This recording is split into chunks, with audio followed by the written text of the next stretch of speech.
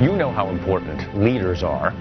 Like a lot of you, I've worked for some who were good and some who were, well, not so good. Some who could talk a good game and a few who could even put it into action. Hello, I'm Donald Vandermark. In my work for CNN, CNBC, and public television, I've interviewed hundreds of business leaders. Now, the real joy in my work is not only do I get to learn from their stories, but I get to share them with others. Let me share some of their lessons with you. Well, most people tend to become deterministic, that they are a captive of their past. You're a product of choice. The first lesson is about making choices.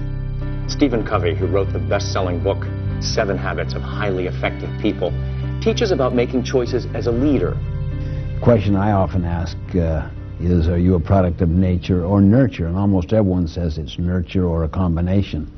And I try to make a point that it's neither. It's a product of choice. You have the power to reinvent yourself.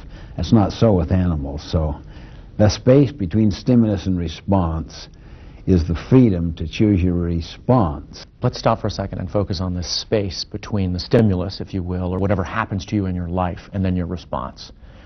Is that a minute second in most instances? Is it something we can expand? Absolutely, we can expand it. But with some people that have been, say, powerfully deprived or rejected, or maybe this very little space, see? With others that have had very affirming, unconditional love growing up and so forth, they could have a very large space.